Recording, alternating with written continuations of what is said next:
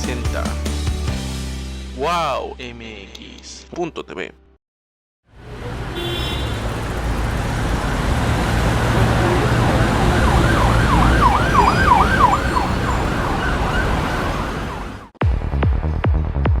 Si yo fuera servidor público. Un programa de análisis, participación e información ciudadana.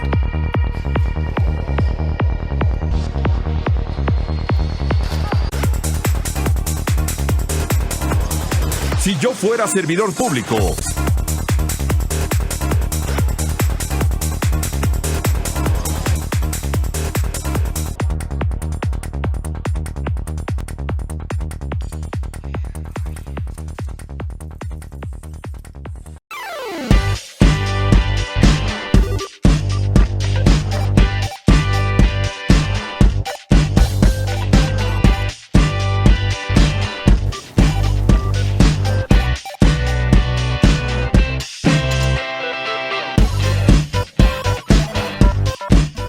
Amigos, es un gusto que nos esté acompañando aquí en Si Yo Fuera Servidor Público a través de la pantalla de WOW TV, antes Hasta LTV, muy contentos de estar con ustedes. Hoy vamos a platicar como cada mes con Agustín Guerrero, que nos tiene temas muy importantes, y sobre todo yo creo que uno de los temas más importantes es la consulta del 1 de agosto que tiene que ver con los expresidentes de México. Y bueno, sin más preámbulos, vamos a presentar y saludar a nuestro buen amigo Agustín. ¿Cómo estás? Un gusto saludarte.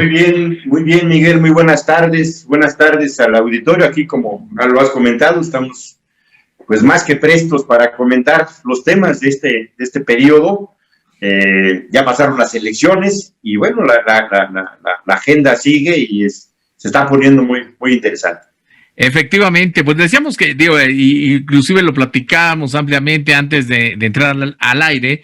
El tema más importante, hay otros temas, por supuesto, los vamos a platicar, pero bueno, obviamente el tema de la consulta tiene que ser un tema importante, es un tema nacional, es un tema que ha puesto también el presidente de México, López Obrador, en la agenda, y bueno, pues algunos están a favor o en contra, pero bueno, es un tema que ya se está comentando, se está polemizando, Agustín.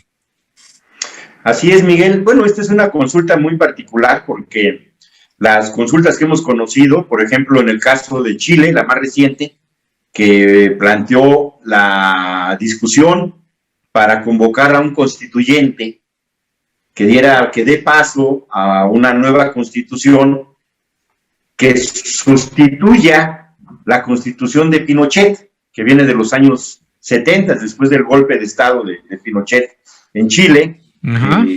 Él cambió la constitución, hizo una a su estilo, a sus intereses, y con el paso de los años hubo un movimiento que fue creciendo para plantear una nueva constitución en Chile que reconociera la nueva realidad democrática de ese país. Y se hizo una consulta el año pasado, en plena pandemia. Hubo un comité a favor, un comité por el sí, y hubo también un comité por el no. Había gente que planteaba que no había necesidad de hacer una nueva constitución.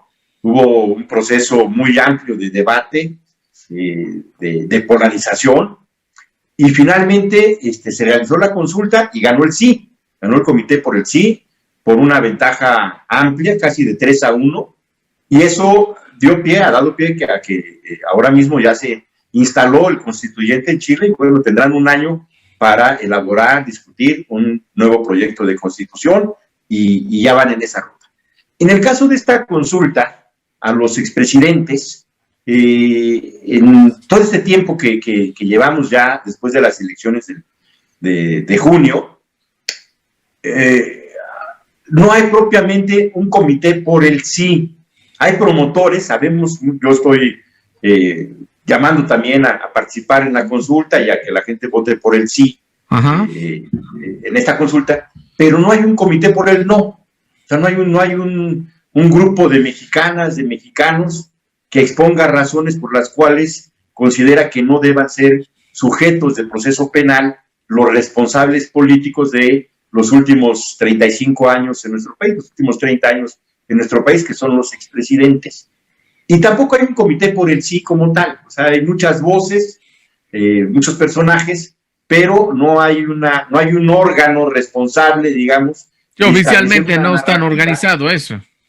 Así es, ¿no? Que nos dé una narrativa de por qué sí la consulta, de por qué sí hay que participar en la consulta, qué ganamos con que se realice la consulta en general a la sociedad, y que al mismo tiempo también exponga las razones de por qué lo correcto es votar por el sí, o lo mejor es votar por el sí y no por el no. Entonces, no hay un grupo que plantee eso, y que del otro lado tengas voces que presenten argumentos contrarios. Lo que tenemos es un grupo de opinadores, de personajes que se han dedicado a descalificar la consulta, a decir que es un derroche, que son 500 millones de pesos que muy bien se podían utilizar para otras cosas y que no tiene ningún sentido, que la justicia no se consulta, se ejerce, en fin, una serie de consideraciones, pero no están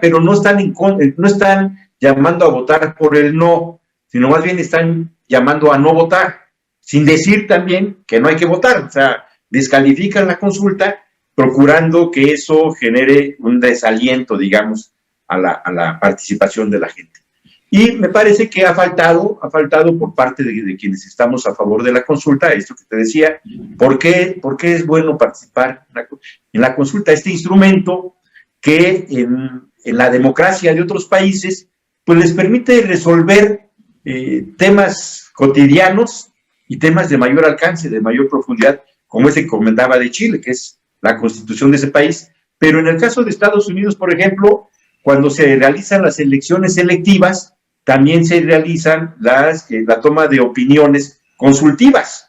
Hay un conjunto de papeletas donde te consultan sobre hospitales, sobre urbanización, sobre la aprobación de la marihuana, por ejemplo, en fin, o sea, N cosas que el mismo día que tú eliges a tus representantes políticos, pues también se consultan otros temas, que sería una consulta popular. Y podría hacerse aquí en México, ¿no? Digo, me estaba acordando no sé, vamos a hacer una consulta para ver si se construye o no un segundo piso en el, no sé, en el Boulevard Aeropuerto, por decirte algo, ¿no? Tienes razón, o sea, así se propuso inicialmente. Yo recuerdo que cuando discutimos, este es un tema que viene de 2011, se aprobó una reforma al artículo 35 constitucional, donde se estableció la consulta popular como un mecanismo para que los ciudadanos pudieran opinar en general de los asuntos públicos del país. Se exceptuaron algunos temas, por ejemplo, temas que tienen que ver con la seguridad nacional, no se pueden consultar. Temas impositivos, por ejemplo, ¿estás de acuerdo con que suban los impuestos? Pues no, o sea, eso no se puede consultar. Había una serie de excepciones ahí, pero en general era un instrumento que permitía a los ciudadanos opinar sobre temas sustanciales de la vida pública, ¿no? ¿Cuál fue el problema de aquella consulta? Dos.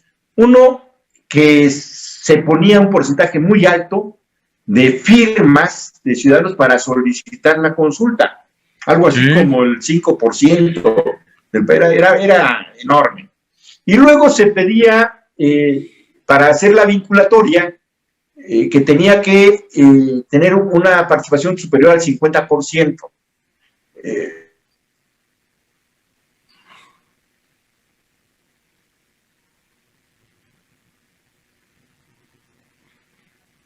Agustín, parece que te me congelaste, Agustín.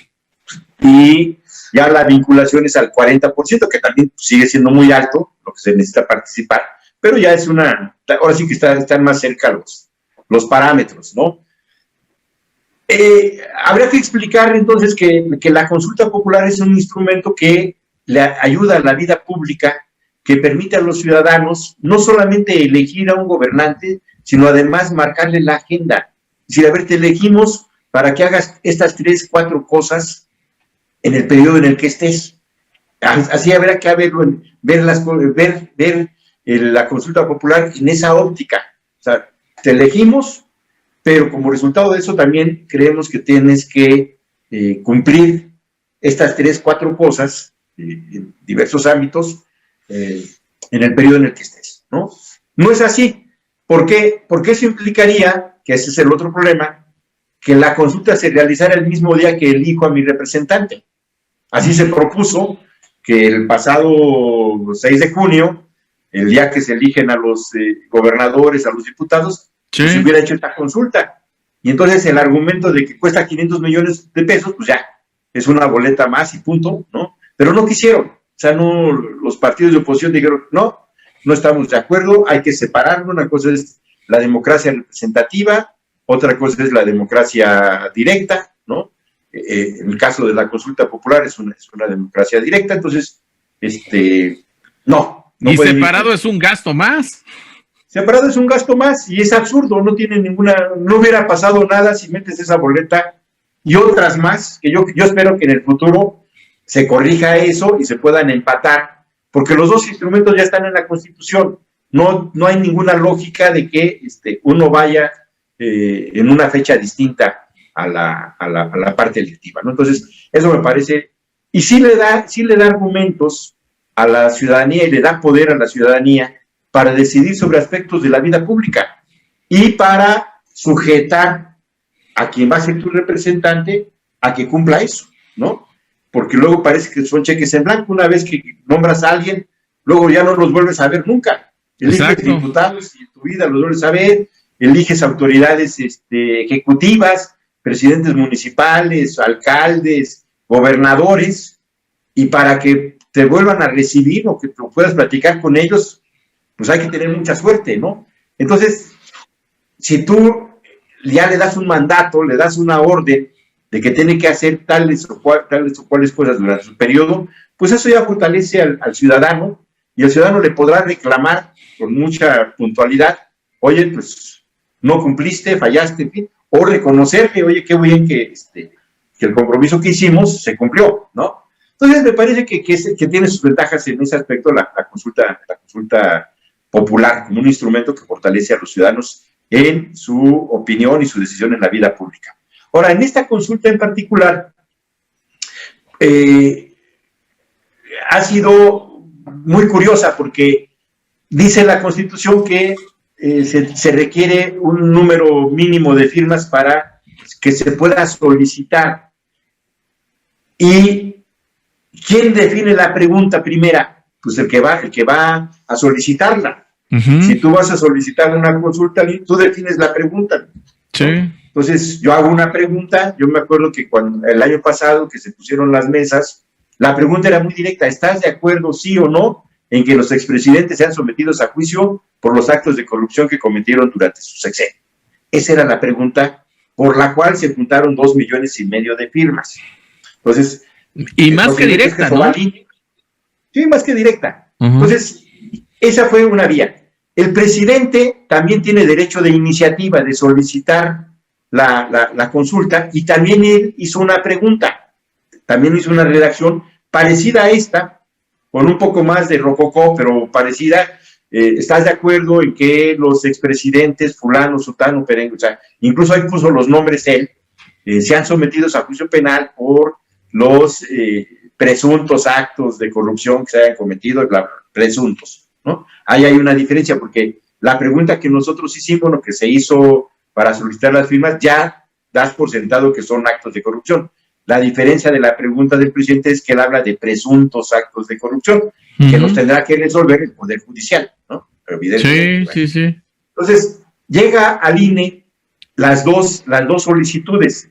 La solicitud ciudadana, digamos, con su pregunta, la solicitud del presidente, que basta con la firma del presidente para que sea considerado el tema, ¿no? Y entonces el INE hace dos cosas. Por un lado, empieza a checar que las firmas, los 2,5 millones, sean reales, que no sean inventadas, que sean ciudadanos, para dictaminar que efectivamente la consulta procede, porque se cumplieron los requisitos de las firmas, ¿no? Entonces el INE se toma su tiempo y llega a la conclusión de que sí se cumplió ese requisito. Al mismo tiempo agarra las dos preguntas que tiene, ¿no? Y se las reenvía a la Suprema Corte, porque la Suprema Corte es la que califica la constitucionalidad de la pregunta.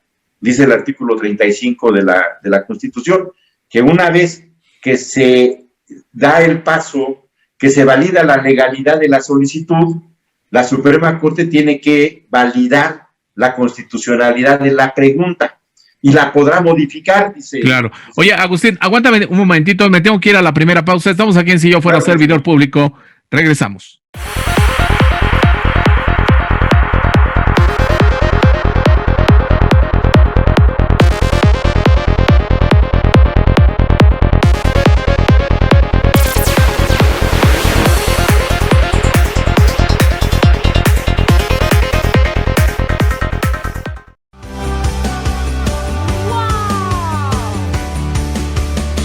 Wow MX.tv.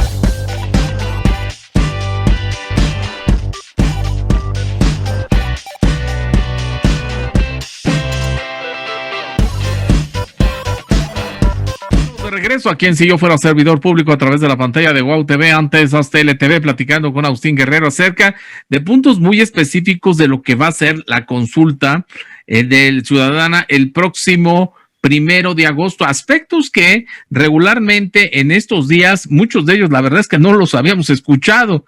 Y creo que es importante esta entrevista, esta plática que tenemos mensualmente con Agustín, precisamente para que la gente conozca a fondo el ser de esta consulta. Hay que decirlo, gente inclusive de oposición, y corrígeme ahí, Agustín, pues también puedes solicitar más adelante hacer una consulta.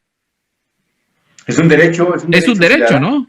Es un derecho ciudadano y pueden, porque yo he escuchado voces ahora, oigan, ¿y se puede meter a las actuales autoridades? Desde mi punto de vista se puede. O sea, la consulta, la pregunta como la dejó al final, que era lo que estábamos platicando, sí. La Suprema Corte de Justicia, pues hace un galimatías de lo que era una pregunta directa de nosotros, una pregunta matizada del presidente, ¿no? Pues sale este engendro. ¿Estás de acuerdo que eso sí es cantinflear? Eso es cantinflear. Ahora, esa es una responsabilidad de la Suprema Corte. La Suprema Corte dice, eso que ustedes están diciendo, para garantizar la constitucionalidad de la pregunta, se debe de redactar de esta manera. Y hacen la redacción y la aprueban. Y eso es lo que vendrá en la boleta. Entonces, ¿cuál es el asunto en el tema? Bueno, que nosotros le solicitamos a la gente el año pasado que nos apoyara con su firma para que se hiciera la consulta. Y le dijimos, el tema es este es el tema. Es el juicio político, el juicio penal a los expresidentes. Para eso es la consulta. ¿Sí? Okay. Que ahora la redacción, o sea, como es, o sea, toda garigoleada, rococó, no le quita la naturaleza, no le quita la esencia a la pregunta. Se trata de que quienes fueron los responsables políticos de los sexenios que inician con Carlos Salinas de Gortari, que concluyen con Enrique Peña Nieto y que conocen, sometidos a un proceso penal por los actos de corrupción que se cometieron durante sus sexenios. Y tenemos que explicar, caso por caso, cuáles son esos actos de corrupción y que al pueblo de México le han costado miles de millones de pesos, miles de millones de dinero, que en lugar de dedicarse para mejorar las condiciones de vida de la población, para mejorar las condiciones de salud, de vivienda, de educación, de desarrollo, de crecimiento, de oportunidades, pues todo ese dinero ha beneficiado a muy pocas familias, a muy pocas manos, y se utilizó el poder público para saquear el erario, para saquear el patrimonio, para malbaratar la infraestructura que con mucho esfuerzo le costó a nuestras generaciones anteriores, sí, claro, y que eran bienes públicos. Te pongo el ejemplo de Teléfonos de México. Teléfonos de México no apareció de la noche a la mañana. Fue una empresa del Estado que inicia en los años 30, 40, en un esfuerzo enorme de inversión pública, de llevar el tendido telefónico hasta el último rincón del país. Eran épocas en las que no había satélites como hay ahora. Entonces, toda la comunicación era por cable, por cableado, y había que ir a poner el poste y atender el cablecito, ¿no? Si no, no había teléfono. Sí. Entonces, cuando hablabas de larga distancia, era larga distancia de veras. Hoy la larga distancia es sube la señal a un satélite y baja en un segundo y ya no tiene ningún costo. Rapidísimo. Rapidísimo, pero en aquella época se medía la distancia, justamente en esta infraestructura, y por eso había tarifas distintas. Si tú hablabas a Guadalajara, si hablabas a Monterrey, o si hablabas a Estados Unidos, o hablabas a donde hablaras, porque había una inversión en infraestructura que tenía que pagarse, tenía que sustentarse. Hoy no, hoy eso es diferente. Entonces, esa empresa pública se construyó con el esfuerzo y con el dinero de todos los mexicanos, ¿no? Que se dedicaban impuestos para hacer esa inversión pública y poder comunicar al país, ¿no? Okay. Llega Salinas de Gortari un buen día y dice, no, es una empresa, es un elefante blanco, nos cuesta mucho dinero, es ineficiente, vamos a privatizar. Y se le entrega de manera directa a Carlos Slim por 6,000 millones de pesos, sin siquiera licitar, sin concursar, sin decir, a ver, vamos a vender Telmex, ¿quiénes la quieren? A ver, vamos a ver cuántos hay, y vamos a venderla al que más nos ofrezca, al que, ¿no? Como una subasta, el que más nos ofrezca. No, directamente 6,000 millones de pesos, el principal monopolio, uno de los principales monopolios de comunicación que había en aquel tiempo. Con el paso del tiempo, Carlos Slim llegó a ser uno de los hombres más ricos del mundo. Hoy su fortuna está sobre los 70,000 millones de dólares. Sí, exageradísimo, sí. Una empresa que le costó 6,000 millones de pesos a precio de ganga, de remate, de manera directa. ¿Y en qué benefició a nuestro país la venta de Telmex? ¿En qué nos benefició? En nada, en nada.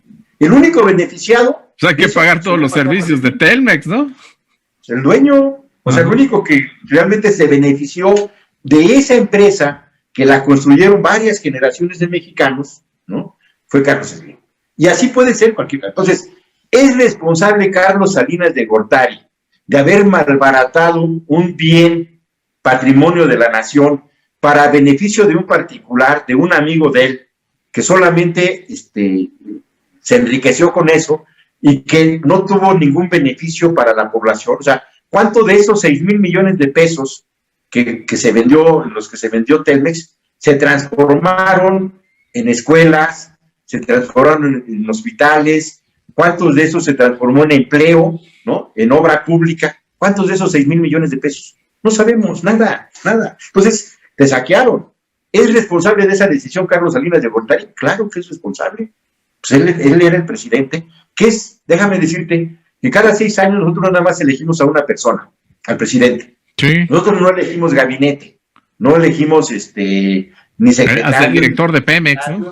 Nada, a nadie. Al único que se elige es al presidente, y el presidente tiene la facultad constitucional, pues, de armar su equipo, es decir, bueno, con la gente que él considera de su confianza, de tal manera que si algo sale mal, el único responsable es al que elegimos, no a los secretarios, aunque lo sean también, que tienen esa corresponsabilidad, pero el responsable al que yo elegí para que administrara bien los recursos públicos fue al presidente. Y si no los administra bien, pues tiene una responsabilidad. El caso de Ernesto Zedillo en el Fobaproa. El Fobaproa es un rescate que se dice a particulares, propietarios de bancos en aquel momento, 1997, que se comentó que si no se rescataban los bancos iba a haber una crisis económica brutal en México y que se requerían 30,000 millones de pesos para rescatarlos. Se da un debate, ¿no? Finalmente se aprueba con el voto del PRI y del PAN en la Cámara de Diputados la creación del Fobaproa, luego se transforma en el IPAD, y a partir de 1998 y hasta este año, cada año hemos estado pagando 30,000 millones de pesos en el presupuesto. O sea, ya hemos pagado 700,000 millones de pesos, tú, yo y todos los mexicanos que pagamos impuestos. ¿En qué nos beneficiamos nosotros de ese rescate del Fobaproa? En nada. Nada. En nada. Y 700,000 millones de pesos que se han pagado en estos, pues ya 22, 23 años, ¿no? Nos ha originado, pues, una afectación a las finanzas públicas, porque con 700,000 millones de pesos ya hubiéramos hecho miles de cosas. Este país tendría internet hasta el último rincón de manera gratuita, con esos 700,000 millones de pesos. Tendría hospital, o sea, empezamos a echar pluma de qué cosas se pudieron haber hecho con ese dinero y serían maravillas de cosas. Bueno, no se ha hecho, no se hizo y se le sigue pagando a unos personajes que no sabemos quiénes son. Y yo diría que como parte de esta consulta no solamente es abrir el juicio contra Ernesto Zedillo, que fue el que presentó lo del Fobaproa y es el responsable político del Fobaproa, sino también tenemos que exigir a quiénes le estamos pagando, quiénes son esas 300, 400 personas que estaban encriptados en un informe de Fobaproa en aquellos años y que se dejaron en reserva durante 20 años. Ya se cumplieron los 20 años. Y yo creo que bien haría el presidente Andrés Manuel López Obrador, que no es parte, obviamente, él hizo una consulta en 1998, que lo acompañamos millones de mexicanos en contra del Fobaproa, pero ahora él es el presidente y él tiene acceso a esa información. Yo creo que bien haríamos en saber a quién le estamos pagando esos 700, a quién le hemos pagado y a quién le vamos a seguir pagando esos 700,000 millones de pesos. Oye, entonces estamos hablando que el presidente López Obrador ya sabe qué empresas, de qué empresas estamos hablando, ¿no? Pues es que son nombres, las empresas más o menos sabíamos. Algunos bancos de aquella época ya hasta tronaron, de los que se rescataron. Yo recuerdo, por ejemplo, que estaba un banco de Cabal Peniche. Sí. ¿Te acuerdas? Había otro Unión, banco, ¿no? Sí, había un banco de Monterrey que tenía un tal Lankenau, que igual era parte de aquellos debates, ¿no? Pero eran carteras vencidas de los bancos. O sea, el argumento era no al banquero, no era Cabal Peniche al que rescatabas, sino a su cartera vencida, a los clientes de ese banco, que le teníamos que dar dinero a él para que él a su vez le pagara o saneara a sus su clientes, cartera ¿sí? vencida. Entonces dice, ok, está bien. En aquellos años, el PRD, que tenía como 125 diputados en 1997-98, puso como condición que para votar a favor del Fobaproa se diera a conocer los nombres de la cartera vencida, a quienes se va a rescatar. No se dieron esos nombres, el PRD votó en contra, ¿no? Y después se anunció una reserva de 20 años de esa información. Eso coincide ahora con la Cuarta Transformación. Esos 20 años están en la Cuarta Transformación. Y yo creo que nosotros bien haríamos, yo creo que el presidente, el secretario de Hacienda, ¿no? Están en condiciones de podernos informar al país a quién le estamos pagando el Fobaproa. De hecho, nosotros hemos planteado que no se dedique ya un solo centavo más. Ya pagamos con creces. Se dijo en aquella época que iban a ser... Sí, ya se cumplió, digamos, los 20 años, ¿no? Que se habían dicho, ¿sí? Ya pagamos 20 veces lo que se decía y se sigue pagando. Entonces, la primera decisión sería que para el presupuesto del año próximo ya no hubiera un solo peso al Fobaproa. Ese es un buen punto, ¿sí? Más importante que eso es a quién le hemos pagado esto, quiénes se beneficiaron, porque la población no. O sea, al final, entre todos, hicimos una vaquita, hicimos una bolsa de 700,000 millones de pesos que se lo hemos entregado ¿a cuántos? A 400, a 500, ¿quiénes son los beneficiarios del Fobaproa? Y esos nombres, hoy la Cuarta Transformación sí puede y sí debe, desde mi punto de vista, hacer público a los beneficiarios del Fobaproa. Creo que eso... Y entonces, ¿cuál es el juicio que estamos planteando? Que se debe plantear en la consulta. ¿Estás de acuerdo que Ernesto Zedillo sea sujeto de un juicio penal por el daño al patrimonio que se hizo a todos los mexicanos que hemos pagado el Fobaproa como resultado de una decisión que tomó Zedillo, ¿no? de rescatar a los banqueros y a su cartera, y que nos ha afectado la economía de todos nosotros? Porque tú y yo cada añito le estamos metiendo 100 pesitos, 200 pesitos, con los impuestos. Y no sé ni a quién le estoy pagando, ¿no? ¿Y por qué? Entonces, hay razones para que esta consulta, pues, efectivamente pueda ir a temas de fondo, a temas de saqueo, no son cosas menores, son temas, y así podemos ver presidente por presidente la aplicación. Te comentaba yo en el caso, por ejemplo, de Felipe Calderón. Felipe Calderón solicitó en el año de 2009 a la Cámara de Diputados 20 mil millones de... Aguántame tantito, me tengo que ir a la pausa y regresamos con lo de Felipe Calderón. Voy a la pausa, regreso.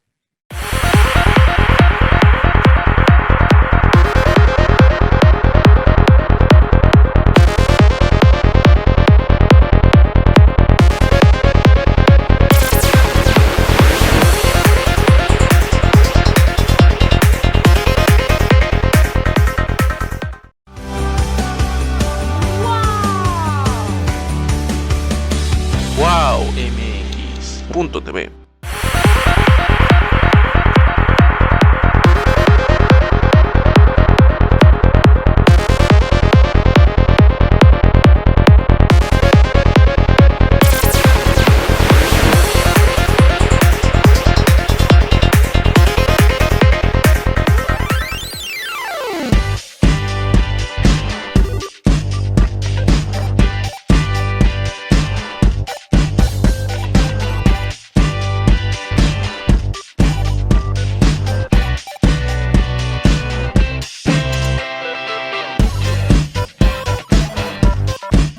Estamos de regreso aquí en Si Yo Fuera Servidor Público a través de la pantalla de Hasta LTV, platicando con Agustín Guerrero acerca de la consulta que vamos a tener el próximo 1 de agosto. Ya nos estaba explicando algunos ejemplos, por qué es importante la consulta, qué es lo que hicieron estos expresidentes en su momento.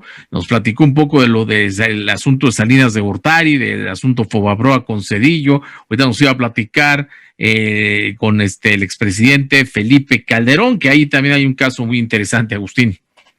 Mira, te decía yo que en 2009 Felipe Calderón hace una solicitud en el proyecto de presupuesto para el 2010 de la construcción de una refinería. Solicita 20 mil millones de pesos. En la exposición de motivos se explica el propósito de ese dinero, de construir una refinería, y entonces se aprueba esta solicitud de recursos y se le entrega para el primer año, para el 2010, 8 mil millones de pesos, ¿no? Se entregan esos 8 mil millones de pesos y esos 8 mil millones de pesos se transformaron en una barda donde se supone que iba a estar la refinería. Para el proyecto de presupuesto del 2011 ya no se solicita un solo peso, ¿no? O sea, a la solicitud inicial, a la exposición de motivos que se iba a construir una refinería, ya no se le da seguimiento y se queda ahí abandonado. Y eso es un fraude, eso da pie a un fraude porque tú le estás pidiendo, como presidente de la República, como titular del Ejecutivo, a la Cámara de Diputados, que son los representantes de la población, ¿no? Esos son los diputados, a que le autorice los diputados y el pueblo una cantidad significativa para la construcción de una refinería para beneficio de todos. Digamos, esa es la línea argumental. Ajá. Se la autoriza, ¿no? Se le da un adelanto, digamos, y después nada. Ya no construyen nada y se queda la barda más cara del planeta Tierra. Ahí. ¿Dónde la iban a construir? Mira, se hizo una polémica porque cuando la anuncia, pues luego salieron ahí muchos especuladores. Ajá. Tanto en Guanajuato, pues se mencionaba que podía estar en Guanajuato o que podía estar en el estado de Hidalgo. Ya. Entonces hubo mucha especulación con el suelo en los dos estados. Al final se decidió que fuera en el estado de Hidalgo, cerca de Tula, cerca de la actual refinería de Tula, iba a estar esta otra refinería. Se especuló con los terrenos, se construye la barda y ahí quedó, ¿no? Entonces, también mucha gente que compró terrenos a precio de risa, precio de ganga, pensando que se iba a ser millonario con toda esa inversión que iba a significar la refinería, pues se quedó, como muchos de estos del aeropuerto del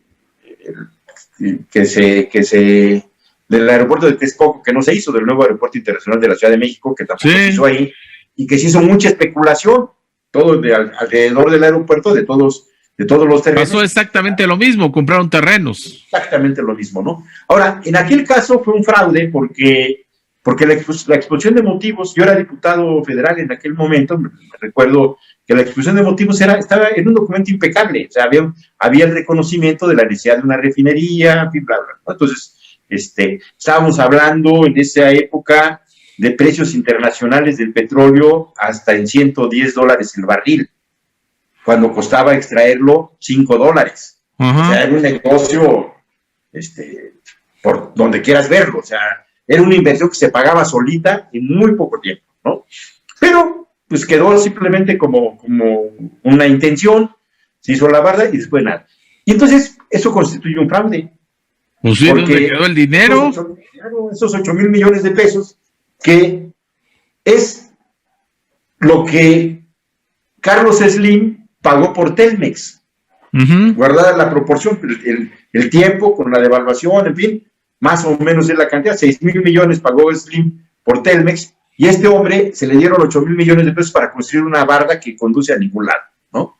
Hay un fraude ahí, y las consecuencias económicas también, porque no solamente no se hizo la refinería, sino que después se profundizó todo un proceso de privatización del sector energético, ¿no? Entonces, eso no responsable Felipe Calderón de ese fraude a una refinería que se iba a construir, pues sí es, ¿no? Entonces, en la consulta, pues se le pregunta a los ciudadanos si están de acuerdo a que por este fraude cometido por Felipe Calderón sea sujeto de un juicio penal. Y así podemos, decía, en cada caso, documentar varios casos, no solamente, yo he puesto un ejemplo por presidente, pero hay para tirar para arriba. Están los ferrocarriles, o sea, era lo que te iba a decir, o sea, motivos sobran, ¿no? No, el saqueo que se hizo a la economía, al patrimonio nacional, estos últimos 30 años es brutal. Y los responsables son los presidentes, no hay, en el momento en que están en su gobierno, en su mandato, arriba de ellos ya no hay nadie más, es el presidente y el cielo, no hay más. Entonces ellos son los responsables de todo lo que, de todas las decisiones económicas, políticas, que se toman durante su periodo. Hay además, pues otros temas igual de delicados, las represiones, la cancelación de derechos políticos, las torturas, las represiones, en fin, que está saturada nuestra historia lamentablemente de estos hechos. Y asesinatos de periodistas, ¿no? Mira, hay responsabilidades cuando participa el ejército. Hay responsabilidades directas del presidente, porque el presidente es el jefe supremo de las Fuerzas Armadas. Sí, ahí no hay más. Y ya sea por omisión o por comisión, él es el responsable. Si un destacamento del ejército viola como fue el caso de Veracruz, de Zongolica, que se viola a una señora, en fin, el presidente pues bueno, yo no sabía, esa es su responsabilidad, que no sabía, o sea, que fue omiso. O sea, cuando las Fuerzas Armadas interactúan de manera oficiosa con la ciudadanía, el responsable de esa actuación es el presidente de la República. Sí. No puedes eximir de esa responsabilidad, puedes graduarla, ¿no? Que tú des la orden a que yo no me entere y entonces soy omiso. Sí, pero esa es una responsabilidad también, la omisión, ¿no? Exacto. Entonces, hay muchísimas cosas que bien podrían ser parte de este debate, ¿no? Y por eso yo lamento mucho que los que no están de acuerdo con la consulta no den argumentos por qué no se debe de enjuiciar a Carlos Salinas, a Zedillo, a Peña, a Calderón, a Fox. O sea, ¿por qué no? ¿Qué bien le hicieron al país ellos que no merece que sean llevados a juicio? Nadie los defiende, está claro que nadie los defiende. Y entonces, en lugar de dar argumentos en defensa de los expresidentes, se han dedicado a descalificar la consulta, ¿no? La consulta como tal, no como ejercicio. La consulta, ¿no?, como tal tiene un problema, tiene un problema operativo que ahorita te lo comento. El INE presentó el día de hoy ya un informe de cuántas mesas receptoras están garantizadas para el día de la consulta. Están en un esfuerzo, por lo que sé, de incrementar el número. Pero en este momento ya han hecho público que estamos hablando de 57,092 mesas receptoras a lo largo ya del país. Y se pide, que ese es el otro dato, que para que la consulta sea declarada vinculante, es decir, válida para los fines que se plantea, deben de participar por lo menos 40 millones de mexicanos. 40 millones mayores de 18 años con credencial de elector que vayan y voten, a favor o en contra. O sea, eso vendrá después, pero para que la consulta sea válida, tienen que participar 40 millones de mexicanos. Entonces, cuando tú haces la división de 40 millones entre 57,092 casillas, que son las que se van a instalar, de acuerdo al INE, son 700 votos. Exactamente son 700. Necesitan ir a cada casilla 700 personas a votar para que sea válida la consulta, ¿no? Entonces, 700 personas por casilla es un mundo de gente. Tendría que haber colas, debe de haber colas. Sí. Todas las mesas para que se puedan desahogar esas 700 casillas. Es un número que nos indica que la consulta está en el límite para que pueda ser válida, ¿no? Si participan un promedio de menos de 700 personas por cada mesa receptora, pues quedará como un buen evento, un buen testimonio, en fin, pero no tendrá validez. Entonces yo todavía hago un llamado ahora al INE, porque de aquí al día 1 de agosto todavía se pueden integrar más mesas receptoras. Si tú integras urgirían más mesas, ¿sí? Y obviamente las mesas incluyen más gente, ¿no? Que participen en esas mesas. Así es, pero mira, venimos de un proceso electoral hace mes y medio, que en general estuvo bien organizado, o sea, muy bien organizado, no hubo problemas, el 99% de las casillas se instalaron, ¿no? Se requerían en aquel momento 3 funcionarios, ahora se requieren 2 personas para instalar una mesa, o sea, hay condiciones para poderse hacer este esfuerzo de organización, y el solo hecho, por ejemplo, de duplicar las mesas receptoras, que en lugar de 57,000 fueran 100,000 mesas receptoras, pues ya te baja el promedio. Con 400 votos por casilla andarías llegando a los 40 millones de votos. Entonces, sí importa el número de casillas que se instalen, ¿no? Y creo que tendríamos que también hacer una solicitud, una petición, incluso un reclamo al INE, pues para que se aplique esta semana que queda, para que se puedan contar con un número mayor de mesas receptoras de votación, por un lado. Y por otro, bueno, efectivamente, una mayor difusión. La gente está enterada básicamente a través de las redes sociales. No hay una campaña, yo no la he visto a través de la televisión, de la radio sí he escuchado, ahora yo empecé a escuchar en la radio. Fíjate que yo honestamente nada más he visto un spot en televisión, uno nada más, ¿eh? Sí, está muy pobre la difusión, está muy pobre la convocatoria, entonces, como el órgano responsable de la organización también es el órgano responsable de la difusión, yo creo que el INE debería de asumir con mayor responsabilidad ese tema y hacer una difusión más fuerte esta última semana que queda antes del primero de agosto. Entonces, yo tengo confianza en que la gente va a acudir a participar, tengo confianza en que habrá un buen resultado y que este instrumento en el futuro pueda dedicarse a otros temas también, porque la misma Constitución establece que no todos tienen que ser temas nacionales. Puedes poner una boleta para un tema municipal, claro, para un tema de colonia. Es lo que te decía yo, por ejemplo, del viaducto, ¿no? Bueno, del Boulevard Aeropuerto. Sí.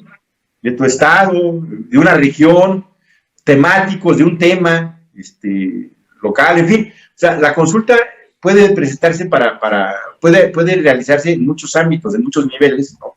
Pero depende mucho de que la primera constitucional que estamos haciendo, pues salga bien. Si sale mal, pues también se pierde piso, digamos, se pierde confianza en este instrumento. Al final del día, no estás eligiendo a nadie, o sea, no estás eligiendo a nadie que te represente o que te gobierne, sino es temático. Sí, claro, es dinámica diferente de participación ciudadana, finalmente. Así es, y es un instrumento que beneficia a los ciudadanos de manera directa, con la certidumbre del resultado. En el caso de la gente que tú eliges, pues a veces te sale mal, tú eliges a alguien y nos sale un ampón, ya no lo volvemos a ver, y bueno, pues ni cómo reclamarle, ¿no? Pero en este caso, haciendo vinculatorio el resultado de una consulta sobre diversos temas, pues te permite exigirle a la autoridad a que se cumpla ese resultado, ¿no? Entonces creo que en ese aspecto es positivo que se lleve adelante la consulta. Yo espero que tengamos una gran participación y que, bueno, yo ya te he dicho, yo voy a votar por el sí, porque creo que hay que sancionar los abusos, los excesos documentados, sí, sólidos, claro, de corrupción. O sea, no es un asunto de... Como marcar un antecedente, ¿no? De eso. Así es. ¿Por qué? Porque ya llegará el tiempo para que otros mexicanos más adelante digan, oye, ahora vamos a hacer un juicio sobre los de la 4T, ¿eh? O sea, sí, claro, ahí hubo cosas que y nosotros no podremos decir que no se haga la consulta, podemos defendernos, ¿no? Pero que no se haga, o sea, porque así es la vida cíclica. Entonces, más adelante, si el instrumento funciona, habrá quien, en su justo derecho, diga, ahora queremos llevar un juicio sobre los responsables de la 4T, dentro de 10 años, no sé, 6, 12 años, y así será, ¿no? Muy bien. Vamos, aguántame, voy a la última pausa. Estoy aquí en Si Yo Fuera Servidor Público. Regresamos.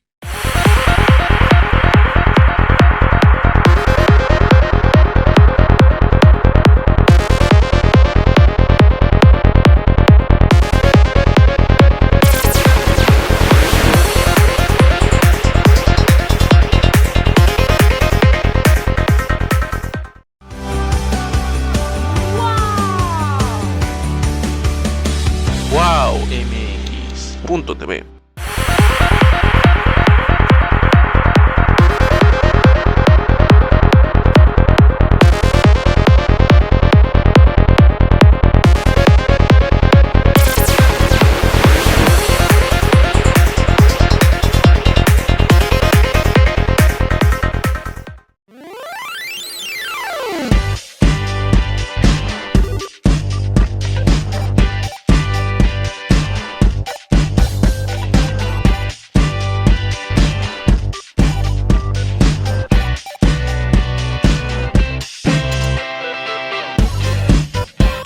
Estamos de regreso en la última parte de Si Yo Fuera Servidor Público a través de la pantalla de Wow TV, antes hasta LTV, platicando con Agustín Guerrero. Interesante tema de la consulta, que vamos a tener consulta ciudadana el próximo 1 de agosto acerca de los expresidentes. A ver, yo tengo una pregunta en este sentido. Ya nos quedó muy claro más o menos todo, cómo va a ser la consulta, los porqués, que creo que eso es algo muy importante que no se había tocado todavía para mucha gente, y yo creo que por eso no les ha quedado claro.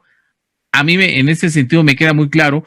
Sin embargo, yo quisiera hacer, a ver, nada más, más que un cuestionamiento, una reflexión. A ver, me queda muy claro por lo que acabas de decir, Agustín, que el máximo responsable aquí son los expresidentes, porque eran, pues obviamente era la figura principal. En el caso, por ejemplo, ahora que tenemos al presidente López Obrador, bueno, es la máxima figura y él es el responsable finalmente de quién pone, quién quita y todo, ¿no?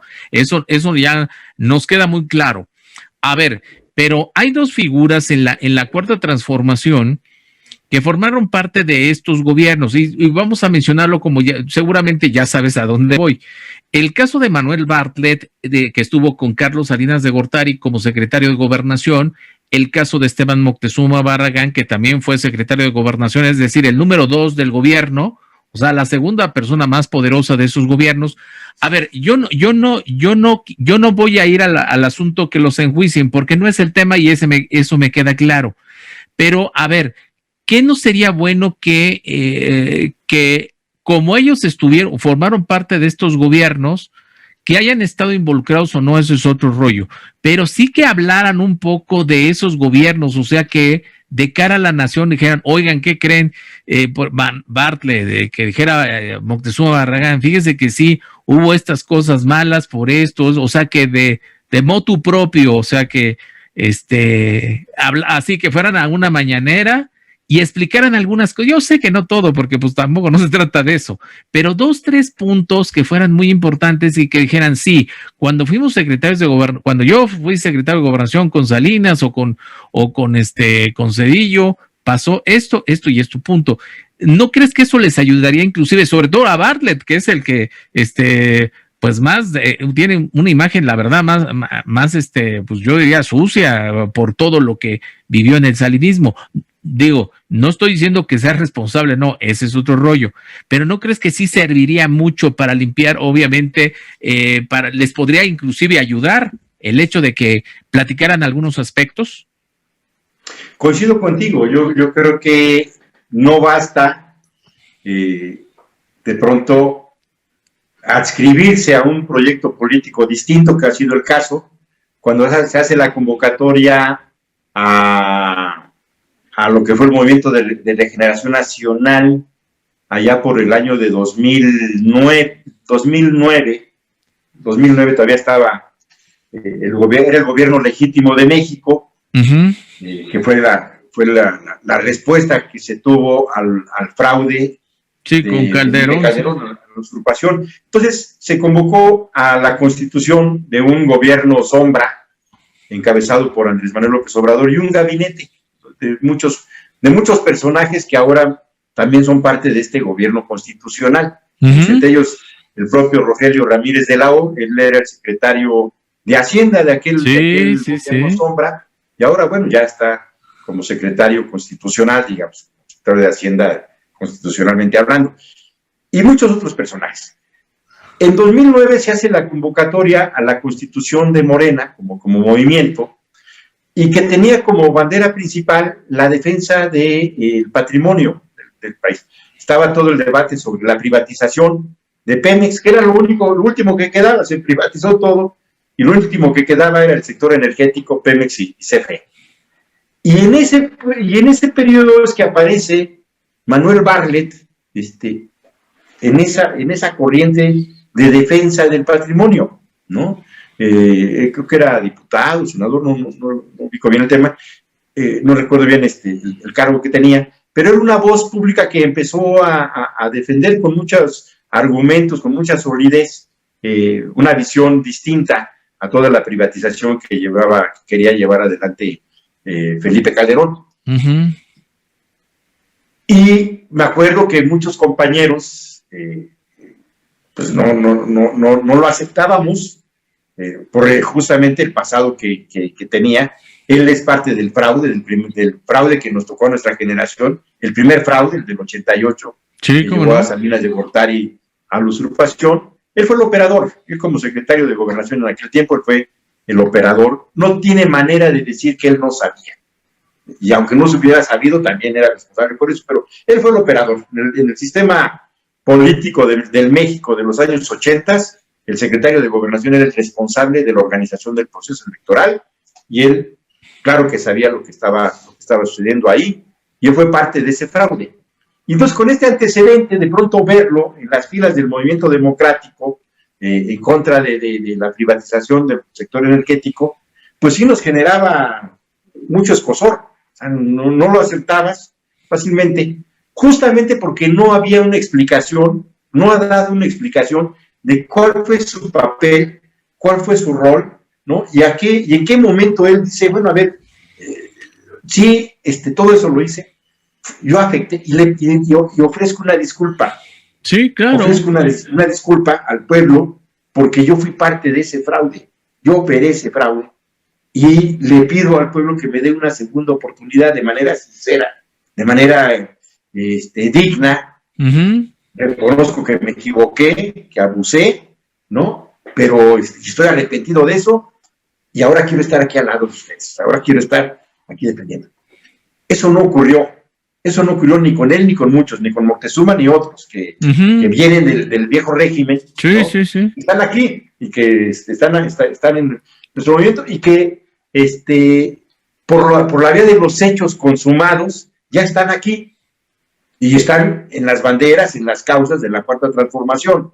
O sea, yo entiendo que no están realizando una actitud de zapa, de traicionera, de hipócrita, de estar jugando con una cara, pero que sus intereses están puestos en otro lado. No, creo que no son eso. Creo que efectivamente con sinceridad es gente que está bajo las banderas, bajo los intereses que representa, que defiende la Cuarta Transformación. Pero sí falta un corte de caja con su pasado reciente, que fue muy distinto, porque ellos fueron operadores del viejo régimen. tanto, como bien lo dices, los que fueron secretarios de gobernación, los que tuvieron una responsabilidad de mando, ¿no? En alguna secretaría, tienen la obligación de hacer un corte de caja hacia la población. No solamente hacia Morena, que yo creo que bien harían que fuera con Morena, pero al final a quien afectaron fue a la gente, a la población, sí. Y creo que como un acto de honestidad humana, sí, bueno, pues sí, es mi pasado, no lo puedo negar, ahí está, esos hechos ya ocurrieron, así fue, pero me deslindo de ellos, me arrepiento de ellos, en fin, y le pido a la gente una segunda oportunidad. La gente puede cambiar, la gente cambia. O sea, sí, eso es muy cierto, sí. Tenía una religión y termina de ateo o al revés, fue ateo toda su vida y al final de su vida termina con alguna religión, alguna creencia, y es legítimo, es válido, no se le puede decir a la gente, no cambies, no, la gente cambia, ¿no? Pero sí, por tener una representación y haber ejercido una autoridad política, haber ejercido un factor de autoridad que no todas las personas lo tenemos. O sea, ¿cuántos secretarios de gobernación hay en un sexenio? Sí, pues claro. Dos o tres. ¿Cuántos millones de mexicanos hay? Pues son millones que no tienen ninguna responsabilidad de decisión. Entonces, por ese hecho de haber tenido esa responsabilidad de decisión sobre la vida de millones, pues es que tienen que dar una explicación de sus actos. Sí, bueno, así lo hice, fue así, y ofrezco una disculpa, les pido perdón, sí, y vamos, y ayúdenme, quiero estar lado. Eso no ha ocurrido, y eso me parece que es una deuda que tienen. Yo creo que todos los que estuvieron en el viejo régimen, sí, tuvieron un nivel de responsabilidad, claro, de gobernación, pues sí nos deben una explicación. No les vamos a decir que no, a mí me cuesta mucho trabajo lo de Manuel Bartlett, lo he dicho, pero sí sé que en estos temas ha sido un patriota, o sea, ha sido un cuate comprometido con una visión que la ha empujado, que la defiende, y sí, efectivamente, ha sido un activo importante en la Cuarta Transformación en el tema de la defensa de los energéticos, sin duda, ¿no? No le cuesta nada ya a estas alturas de la vida, a estas alturas del partido, pues hacer una reflexión sobre sus tiempos de juventud y decirnos, bueno, pues me equivoqué, darnos una disculpa y llevarnos la fiesta en paz. Porque esa mancha la va a traer hasta el día que se muera. O sea, y eso sería darle la vuelta a la página, indudablemente. Así es darle la vuelta bien a la página. Es como ahora en España se está discutiendo una ley de la memoria histórica sobre el franquismo. Se cumplieron 85 años del golpe de Estado de Francisco Franco, más de 100,000 desaparecidos, muertos. La larga noche de España fue la dictadura franquista.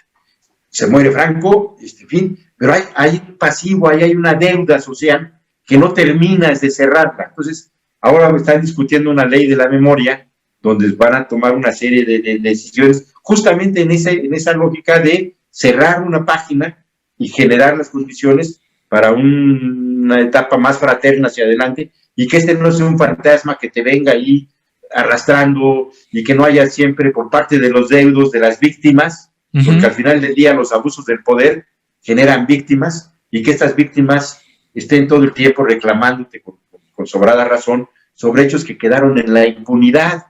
Claro. Entonces, un corte de caja implica cerrar la impunidad también, acabar con la manera que sea, digamos, pero ya cerrar esa etapa. Entonces, yo creo que les hace falta. Yo sí convoco a Manuel Bartlett, a los que han sido secretarios, a que le dediquen 10 minutitos, ir a ver, en un resumen muy apretado, hice esto, lo hice mal, por estas razones, me arrepiento, pero soy parte de la Cuarta Transformación. Claro. Pido su confianza y vámonos para adelante. Creo que eso sería un gran detalle, sería un gran signo de humanidad por parte de ellos. Pues sí, nos quedan pocos minutos, Agustín, pero no me gustaría cerrar esta entrevista sin hablar, bueno, ya no nos da tiempo de hablar de dos temas, la verdad es que yo quería platicar de dos temas que está pendientes. Uno era el asunto de las protestas de los papás que tienen niños con cáncer. El asunto, la verdad es que para mí han sido desafortunadas las declaraciones de López-Gatell y también del secretario de Salud, Alcocer, las cuales ya las conoces perfectamente, y la verdad se me hace un asunto muy, se me hace muy inhumano el asunto, porque digo, yo sé que hay protestas donde se han metido grupos, donde pues sí, siempre se meten grupos a favor o en contra, pero el asunto cuando hay niños, y hay niños con nombre y apellido que pues les surgen las medicinas, pues la verdad es que eso es muy lamentable, pero bueno, vamos a dejarlo para en una próxima ocasión y le dedicamos un poquito más de tiempo. Un párrafo nada más. A ahí, ver. un párrafo. Mira, yo le creo al presidente cuando llegó y dijo la compra de medicamentos es un gran negocio, hay una gran corrupción, hay un gran acaparamiento sobre precios, bla, bla, bla. No podemos mantener esto, tenemos que hacer un modelo distinto. Un modelo distinto de compras, ¿no? Y vamos a hacerlo, ¿no? Creo que eso es correcto. Lo que no puede ser es que se hayan tardado 3 años, ¿no? Con un costo enorme en la carencia, el desabasto de medicamentos, no solamente de niños con de cáncer, o sea, ese es el caso más grave porque es una enfermedad muy cruel, terminal, ¿no? Pero hay otras enfermedades también cotidianas que no te llevan a ese nivel de riesgo de tu vida, pero que igual afectan tu salud y afectan la economía de las familias. Entonces, creo que el que se hayan tomado 3 años para generar un nuevo modelo de compras, por lo menos lo que te dice es que hubo ineficiencia. O sea, no te puedes tardar 3 años para sustituir eso. Es decir, a ver, aquí hay corrupción, o sea, que vamos a montar un nuevo modelo que nos va a tardar 6 meses. Ok, o sea, no 3 años. O sea, es la mitad del sexenio para sustituir un modelo que ahora vamos a ver si funciona. Apenas se acaba de anunciar. Entonces, me parece que esa parte sí se tiene que reconocer con por lo menos una ineficiencia. Habrá que ver otras cosas, hurgándole, pero sí creo que un buen deseo de hacer las cosas bien, ¿no? A veces te llevan a cosas malas, claro, cosas ineficientes, sin resultados, ¿no? Entonces, creo que esa parte sí se tiene que reconocer. Perfecto. Bueno, pues Agustín, te agradezco mucho tu participación aquí en el programa y nos vemos, por supuesto, en un mes para seguir platicando de estos temas, para ver cómo les fue en la consulta y otros temas que tenemos pendientes. Gracias, Agustín, como siempre. Gracias a ti, Miguel, y hay que seguirse cuidando porque la tercera ola ya llegó. También por supuesto, ese es otro tema que vamos a platicar en un mes. No nos podemos descuidar. Gracias. Gracias, Agustín, y gracias a todo este gran auditorio que nos acompañó en Si Yo Fuera Servidor Público. Quédese en la programación de la televisora. Nos vemos. WowMX.tv.